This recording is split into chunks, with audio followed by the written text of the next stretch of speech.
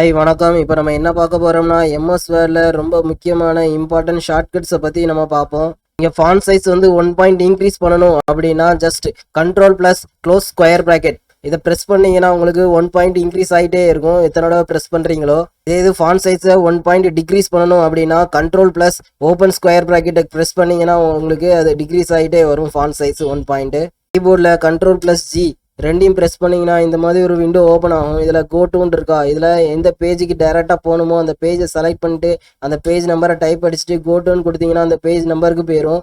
இப்போ அந்த பேஜுக்கு மட்டும் இல்லை, சப்போஸ் உங்களுக்கு செக்ஷன் பிரேக் எங்கெல்லாம் இருக்கோ அது எல்லாமே நமக்கு ஷோ ஆகணும் அப்படின்னா அந்த செக்ஷனை செலக்ட் பண்ணிட்டு நெக்ஸ்ட்னு கொடுத்தீங்கன்னா அந்த செக்ஷன் எல்லாமே நமக்கு ஷோ ஆகும்.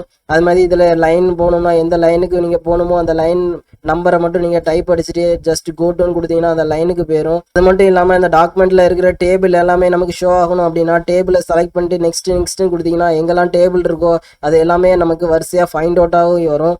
இப்போ சப்போஸ் பிக்சர் எதுவும் இன்சர்ட் பண்ணியிருந்தீங்கன்னா அந்த கிராஃபிக்ஸ் இருக்கா இதை செலக்ட் பண்ணிக்கோங்க. செலக்ட் பண்ணிட்டு அதே மாதிரி நெக்ஸ்ட்னு கொடுத்தீங்கன்னா டேரெக்டாக என்ன பிக்சர்லாம் இருக்கோ அந்த பிக்சர் எல்லாமே ஆட்டோமேட்டிக்காக நமக்கு ஷோ ஆகிட்டே வரும். கண்ட்ரோல் ப்ளஸ் யூ ரெண்டையும் ப்ரெஸ் பண்ணிங்கன்னா நீங்கள் செலக்ட் பண்ண டெக்ஸ்ட்டுக்கு வந்து அண்டர்லைன் ஆயிரும். இது control plus shift plus W இந்த 3 கீயும் ப்ரெஸ் பண்ணிங்கன்னா நமக்கு இருக்கிற அந்த டெக்ஸ்ட்டுக்கு மட்டும்தான் அண்டர்லைன் ஆகும், அந்த கேப்புக்கு எதுக்குமே அண்டர்லைன் ஆகாது.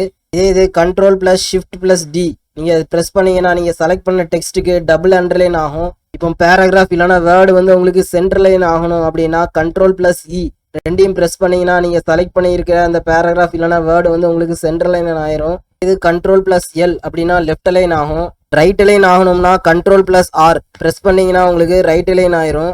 இது டெக்ஸ்ட்டை வந்து நீங்கள் அப்பர் கேஸ் இல்லைனா லோவர் கேஸாக மாற்றணும் அப்படின்னா அந்த டெக்ஸ்ட்டை செலக்ட் பண்ணிக்கோங்க. செலக்ட் பண்ணிவிட்டு கீபோர்டில் ஷிஃப்ட் ப்ளஸ் F3 இந்த ரெண்டையும் கீ ப்ரெஸ் பண்ணிங்கன்னா உங்களுக்கு upper case lower case upper lower கேஸாக மாறும். உங்களுக்கு வீடியோ பிடிச்சிருந்தா சப்ஸ்கிரைப் பண்ணுங்கள், லைக் பண்ணுங்கள். தேங்க்யூ.